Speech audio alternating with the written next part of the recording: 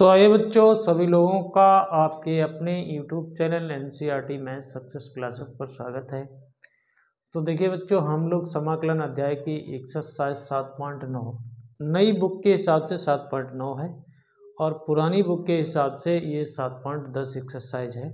यहाँ पर हम लोग समाकलन को पढ़ेंगे और उसको प्रतिस्थापन के उपयोग द्वारा हम लोग समाकलन करेंगे x के सापेक्ष, जो कि हमने यहाँ सवाल नोट कर रखे हैं। वैसे तो हमारी एक्सरसाइज में 10 सवाल हैं, वैसे हमने 5 ही नोट किए हैं। तो देखिए बच्चों, हम लोग इन 5 सवालों को बड़े ही बेहतर ढंग से और सभी तरीके यहाँ पर यूज होंगे। जो पीछे हम लोगों ने समाकलन के तरीके पढ़े हैं वो सभी तरीके यूज हो सकते हैं।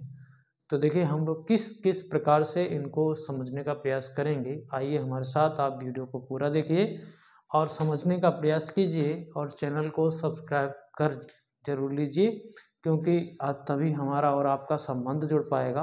तो देखिए बच्चों, हम लोग समाकलन के सवालों को समझने का प्रयास करते हैं और सभी सवाल डेफिनेट इंटीग्रल के हैं। यहाँ पर लिमिट का भी उपयोग करना है आपको। तो देखिए समाकलन के साथ साथ लिमिट भी लगानी है। तो सवाल नंबर पहला है आपका 0 से 1 इसकी लिमिट है, x है, नीचे आपके पास x² + 1 × dx है। तो चूंकि हम लोग प्रतिस्थापन का उपयोग करेंगे तो क्यों ना हम इस x² + 1 को t मान लें, ऐसा कर लें। ठीक है, मान लिया हमने इसको t। तो देखिए हम लोग यहाँ तो अवकलन करते हैं ना, अवकलन, क्योंकि हमें dx की आवश्यकता होती है। तो देखिए 2x dx बराबर dt हो जाएगा और x dx बराबर dt/2 हो जाएगा।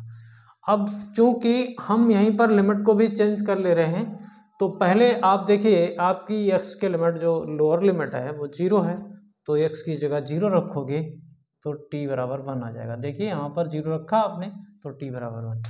अब देखिए ऊपर आपका 1 है, तो यहाँ पर आप 1 रखोगे तो t बराबर 2 हो जाएगा। यानी कि अब हमारी लिमिट 1 से 2 रहेगी। ठीक है, 1 से 2 रहेगी। और देखिए x dx की जगह हम लोग dt/2 लाएंगे और x² + 1 की जगह हम लोग t ले आएंगे। हमारा सवाल ही बिल्कुल चेंज हो जाएगा। तो हमारा पूरा सवाल जो है t के पदों में हो जाएगा। तो लिमिट हमारी लोअर लिमिट तो 1 हो गई और ये 2 हो गया, और ये x dx की जगह dt/2 को हम यहाँ ले लेते हैं और 1/t हो गया। तो देखिए बच्चों 1/2 और क्या हो जाएगा इसका समाकलन log t, और t की लिमिट भी रख देंगे। तो 1 से 2 रखिए आप लिमिट 1/2 और पहले 2 रखिए t की जगह, तो log 2 हो जाएगा। फिर आप 1 रखेंगे तो log 1 हो जाएगा, और log 1 का मान 0 होता है। तो कुल मिला के आपका आंसर 1/2 log 2 हो गया है। ठीक बच्चों, ये आंसर हो गया। तो इसी प्रकार से अगला सवाल समझने का प्रयास करते हैं। तो देखते जाइए आप लोग, आपके समझ में बिल्कुल आएगा। तो ये हमारा पहला सवाल हो गया है।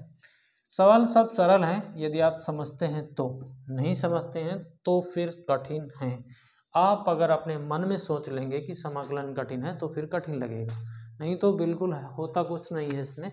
तो देखिए अगला सवाल है हमारा 0 से लिमिट है π/2, और भैया रूट में आपके पास sin phi है, फिर अलग से cos 5 है और d phi के सापेक्ष हमको समाकलन करना है। तो देखिए इस सवाल में थोड़ा आपको समझना है। क्या समझना है? sin phi, यदि हम इस रूट वाले टर्म को t मान लें, जैसे हम मान लें, चलिए यहाँ पर इसको मिटा लेते हैं, ये पिछले सवाल का था, इसको हम लोग हटा रहे हैं। ठीक है, जैसे अगर हम यहाँ पर sin phi को t मान लें, ठीक है, t मान लें, तो आपका अवकलन cos phi d phi हो जाएगा। थोड़ा सा हम लोग मान के देख लेते हैं कि सही हो रहा है या नहीं हो रहा है। ये हमें थोड़ी सी अंदाज सा लग जाता है कि सवाल सही हो जाएगा। तो हमने यहाँ देखा कि यहाँ sin phi की जगह तो t रख लेंगे, ठीक बात है। यहाँ से अगर एक cos phi को अलग कर लिया जाए तो cos phi d phi की जगह dt आ जाएगा, ठीक बात है।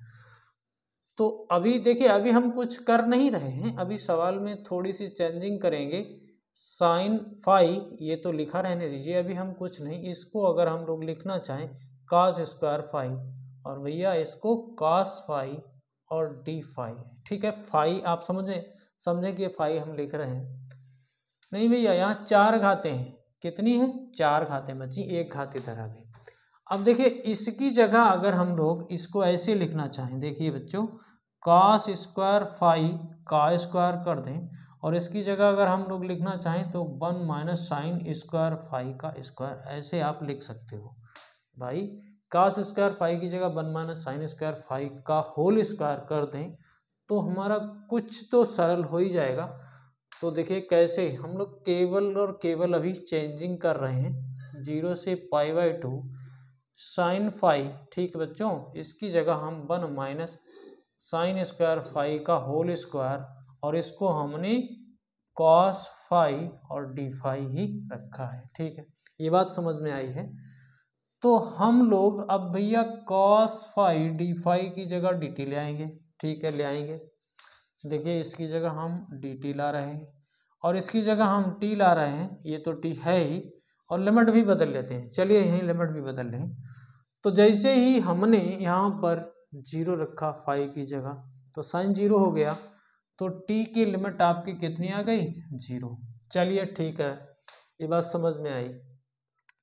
अब भैया हम यहाँ पर फाई की जगह π/2 रखेंगे तो साइन π/2 1 होता है, तो टी की लिमिट आपकी 1 हो गई। ये बात तो ज़रूर आप अपने दिमाग में बैठा लें, ठीक है। तो अब हमारे क्वेश्चन में लिमिट तो हो गई है 0 से 1, और यहाँ पर आपका टी आ गया है रूट का, ठीक है। यहाँ पर 1 माइनस टी स्क्वायर का होल स्क्वायर हो गया, और इतने की जगह डी टी आ गया है, ठीक है। बात समझ में आई आपके, ठीक है। चलिए समझ में आई है तो आगे बढ़ते हैं। तो 0 से 1 रूट टी को तो बाहर रहने दीजिए, ठीक है। इसका होल स्क्वायर तोड़ेंगे तो 1 हो जाएगा, प्लस टी की घात 4 हो जाएगा, माइनस 2 इंटू दोनों की गुणा यानी कि 2t स्क्वायर हो जाएगा। ये बात आपके समझ में आई, ठीक है, समझ में आ गई। अब देखिए हम लोग थोड़ा इधर बढ़ेंगे, इधर क्या बढ़ेंगे, इसका गुणा कर लेते हैं, ठीक है, इसका गुणा कर लेते हैं। तो हम यहीं पर गुणा कर रहे हैं 0 से 1 रूट टी का यहाँ गुणा करोगे तो कहीं ना कहीं टी की घात हाफ हो जाएगा, मतलब टी की घात हाफ ही होता है। तो भैया यहाँ पर 4 है, ठीक है, ये कितना है, ये टी की घात 4 है, 4 है, और ये टी की घात 1/2 आ जाएगा। तो ये कितना हो जाएगा, गुणा में घातें जुड़ती हैं तो 4.5 हो जाएगा, ठीक है। टी की घात कितना हो जाएगा 9/2, ये 4.5 हो गया, ठीक है बच्चों।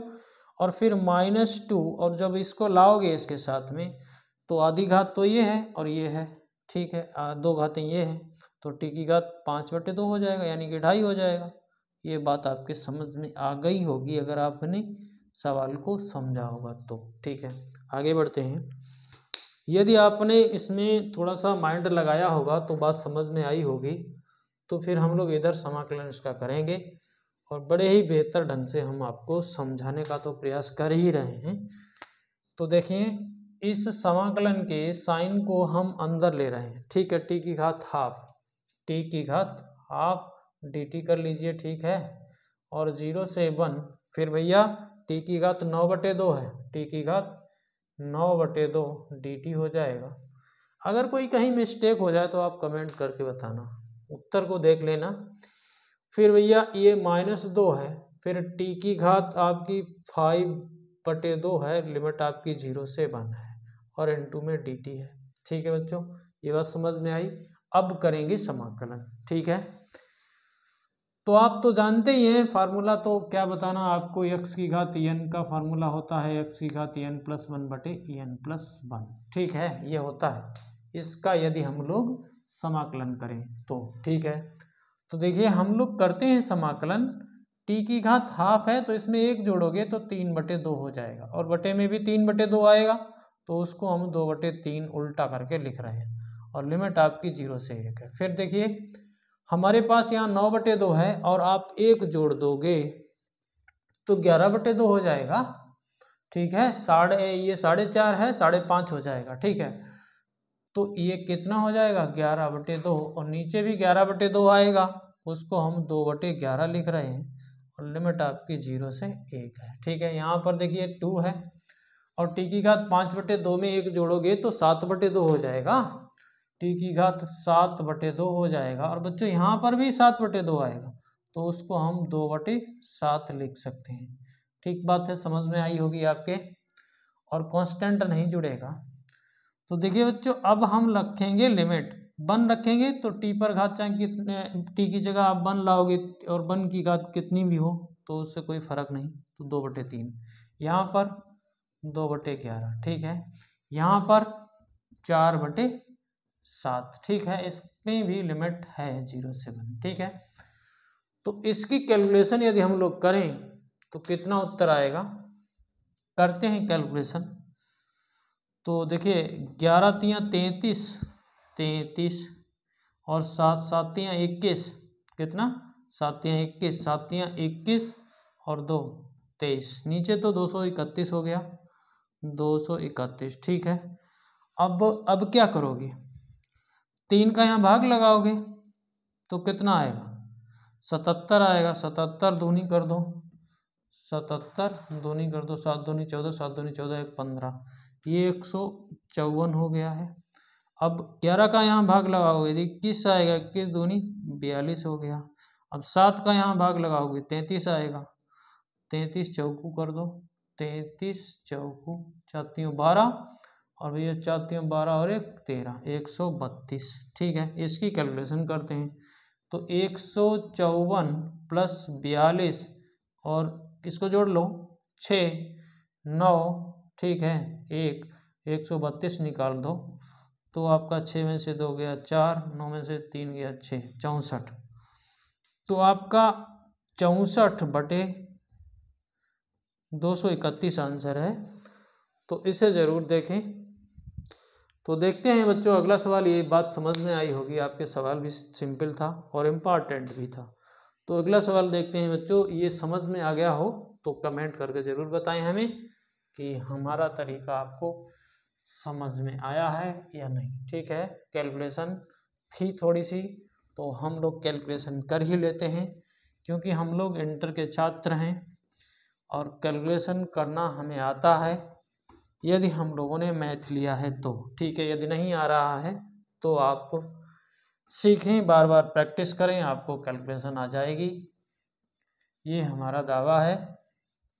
तो देखते हैं बच्चों अगला 3 नंबर सवाल, और ये भी बहुत ही मतलब एक जगह और ये सवाल था तो वहाँ पर तो लिमिट नहीं थी लेकिन यहाँ पर लिमिट है और इन्होंने बताया है प्रतिस्थापन का उपयोग करके आप समाकलन करेंगे।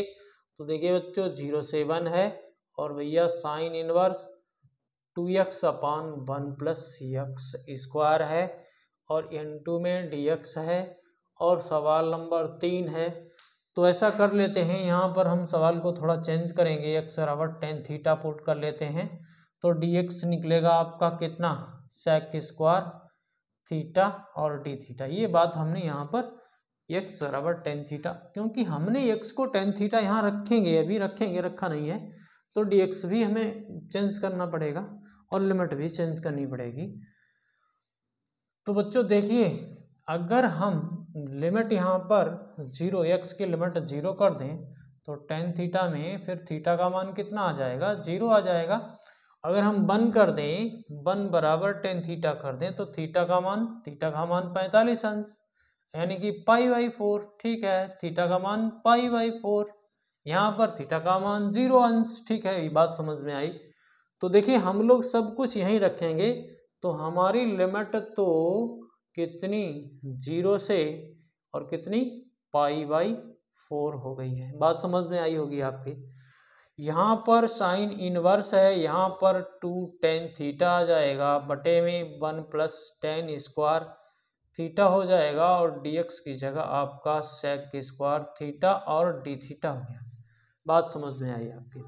अब देखिए ये थोड़ा सा हल करते हैं, 2 tan थीटा यानी कि 2 tan थीटा को हम sin थीटा बटे cos थीटा लिख सकते हैं और बटे में आपका देखिए 1 + tan² थीटा है तो cos² theta + sin² theta upon में cos² थीटा आप लिख सकते हो। ये तो देखिए 1 हो गया, इससे एक घात चली गई, ये ऊपर चला गया, तो ये कहीं ना कहीं 2 sin theta into cos theta हो जाएगा, तो इसको हम लोग sin 2 थीटा लिख लेंगे।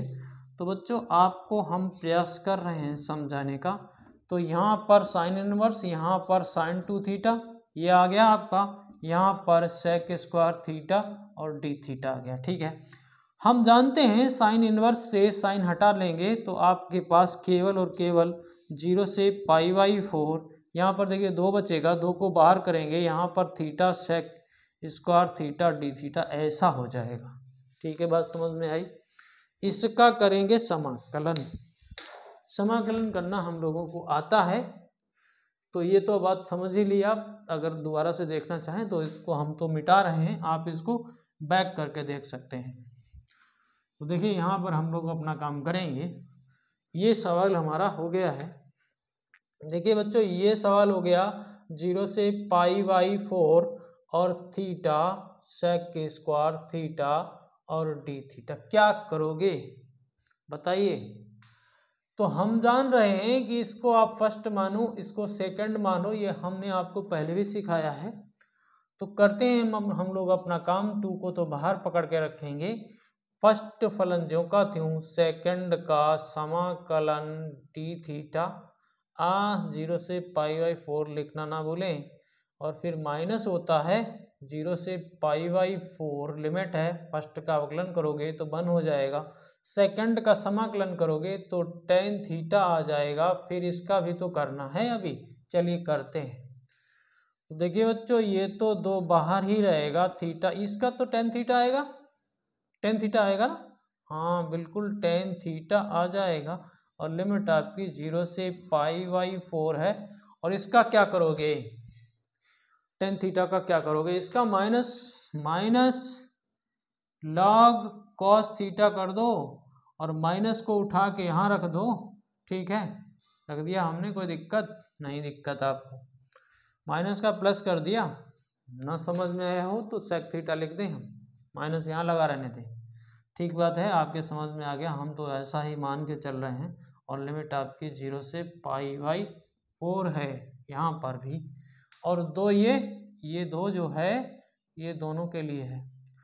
तो रखते हैं हम अपनी लिमिट को कायदे से, पहले हम π/4 रखेंगे, यहाँ पर रखेंगे, यहाँ पर भी रखेंगे tan π/4, और फिर -0 रखेंगे। तो 0 को हम नहीं रख रहे हैं, 0 से पूरा टर्म 0 हो रहा है। ठीक है, नहीं मतलब हमें लिखना नहीं है ना, 0 से 0 हो ही रहा है, उसकी बात खत्म हो गई। अब देखिए यहाँ पर हमने log और cos π/4 लिखा है। ठीक है, ये π/4, फिर माइनस लगाइए, फिर log cos 0 लिखिए, ये बात आपके समझ में आ गई होगी। तो देखिए बच्चों ये तो 2 है हमारे पास, यहाँ पर π/4 और tan π/4 मीन्स 1। ठीक है, और log है, इसको लिखिए log cos π/4 1/√2। ठीक है बच्चों, cos π/4 1/√2 लिखते हैं। इस cos 0 का मान आपको पता है 1 होता है, तो log 1 तो 0 ही हो जाएगा। इसको छोड़ दें, बताओ इसको छोड़ दें, चलिए इसको छोड़िए। ठीक है, आप लिख लेना एक बार। फिर देखिए बच्चों हम लोग 2 यहाँ पर है, π/4 यहाँ पर है, और यहाँ पर बच्चों log 1/√2। तो ऐसा कर लें, log 1 माइनस log√2, यानी कि √2 को 2 की घात 1/2 ऐसा लिख सकते हो। इस 1/2 को आगे लगा लो तो ज़्यादा अच्छा रहेगा। ये हो गया, और ये 0 हो गया, तो कुल मिला के 2। फिर बच्चों देखिए π/4 और माइनस का 1/2 log 2, ये आंसर, आप इसको आंसर बता सकते हैं, कोई दिक्कत नहीं है। चाहे तो आप 2 का अंदर गुणा कर दें तो आपको π/2 माइनस log 2 मिल जाएगा, क्या दिक्कत हो गई 2 का गुणा करने पर, और बढ़िया हो गया। तो ये आंसर हो गया, बड़ा बहुत ही इम्पॉर्टेंट सवाल है, आप ज़रूर समझें। और देखिए अगला सवाल भी सभी सवाल इसके इम्पॉर्टेंट है, पूरे 10 क्वेश्चन इम्पॉर्टेंट है, आप समझेंगे तो ये बात समझ में आई होगी आपके। देखिए बच्चों चौथा सवाल भी देख लेते हैं साथ के साथ, वैसे तो हमने 5 लिखे हैं, यदि सही से हम लोग जल्दी छोटा वीडियो रखने के लिए जितने सवाल हमारे हो जाते हैं उतने ही लगाते हैं, और हमें ये भी पता है कि हमारा कोर्स पीछे चल रहा है, तो कोई दिक्कत नहीं, हम लोग कोर्स कंप्लीट कर लेंगे। कुछ ऐसे आपको वीडियो प्रोवाइड कराऊंगा मैं कि उनसे उन वीडियोस को पढ़ के आप परीक्षा में अच्छे नंबर लाएंगे। तो देखिए हमारा चौथा सवाल 0 से 2 यक्स प्लस 2 ये रूट है इंटू डी एक्स। हालांकि इस सवाल में हिंट भी दिया है, कभी भी आप सवाल का समाकलन करें तो रूट वाले में जो भी रखा हो, जैसा फलन रखा हो, उसको आप टी मान लें या टी स्क्वायर मान लें, ठीक है। चलिए हम एक्स प्लस 2 बराबर टी स्क्वायर मान रहे हैं। अब हम कर रहे हैं अवकलन, तो यहाँ से डी एक्स हो जाएगा, यहाँ से 2t dt हो जाएगा। चलिए हम लिमिट भी चेंज करें, चलिए करते हैं। तो जैसे हम यहाँ पर 0 डलाएंगे, क्योंकि x की लिमिट यहाँ पर 0 है, तो क्या होगा 2 बराबर टी स्क्वायर आ जाएगा, ठीक है, बात समझ में आई। और t का मान यदि हम लोग निकालें तो √2 आ जाएगा, ठीक है। चलिए अब की बार में हम 2 लाए तो यहाँ 4 हो गया, तो टी स्क्वायर बराबर आपका 4 आ गया, t का मान निकाला तो 2 आ गया। तो आपकी लिमिट हो गई कितनी, √2 से 2।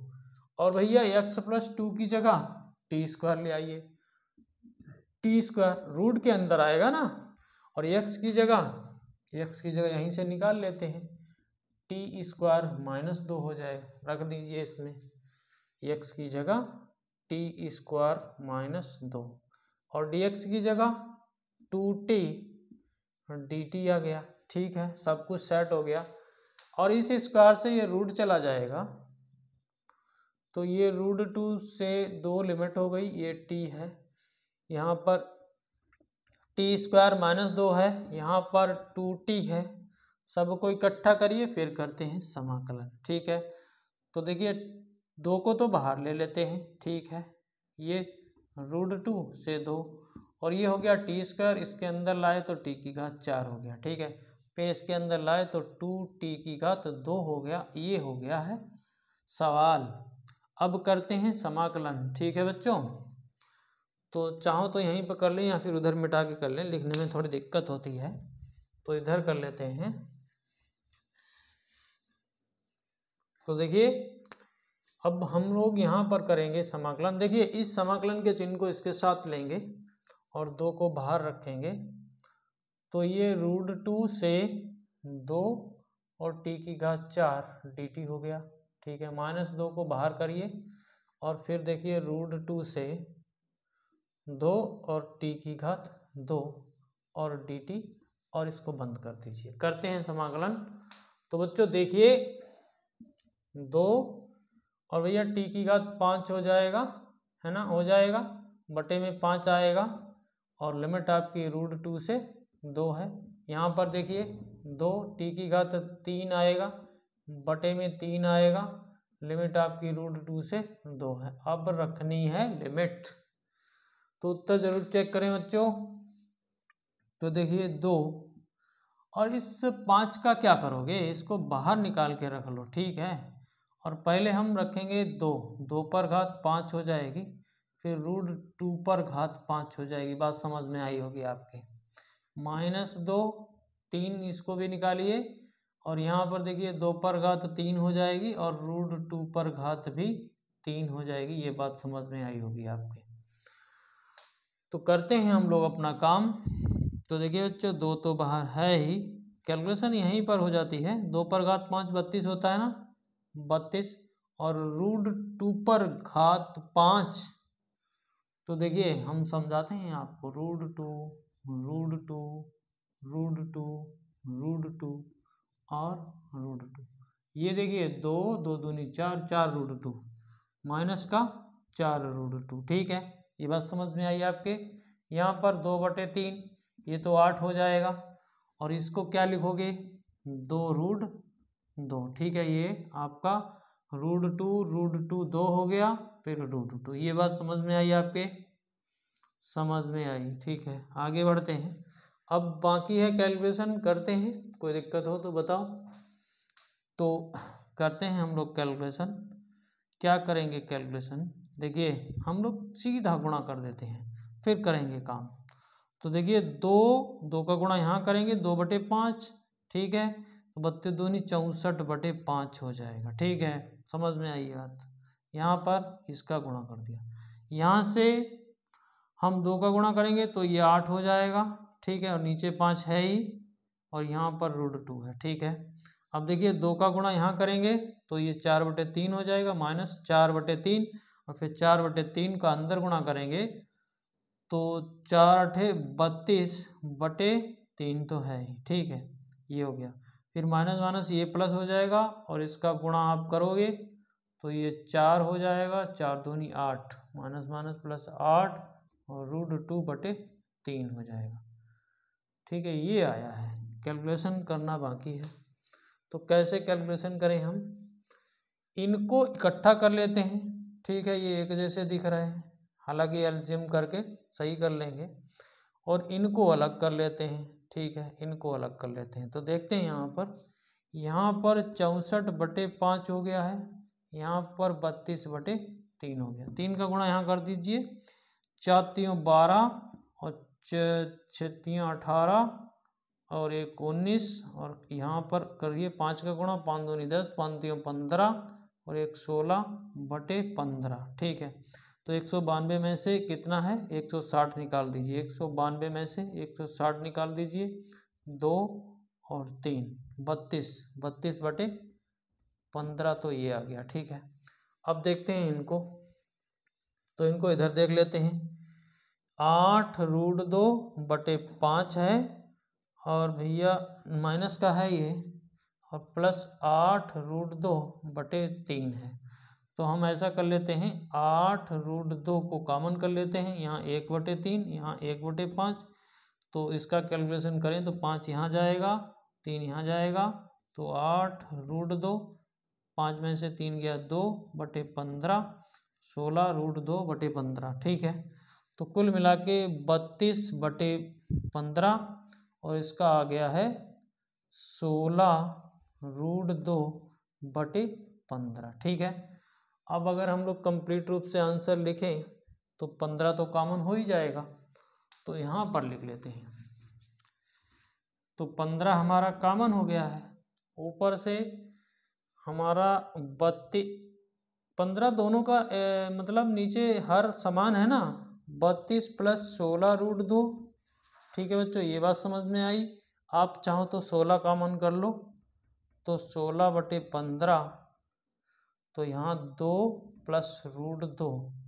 अब आप आंसर ज़रूर चेक कर लें, तो कोई दिक्कत नहीं, आप यहाँ छोड़ सकते हैं, इतना छोड़ सकते हैं, इतना छोड़ सकते हैं। एक कैलकुलेशन थोड़ी सी गड़बड़ हो गई थी, तो देखिए बच्चों गड़बड़ क्या हो गया, हमारा बिल्कुल सही था, थोड़ी लेंदी हो गई थी कैलकुलेशन।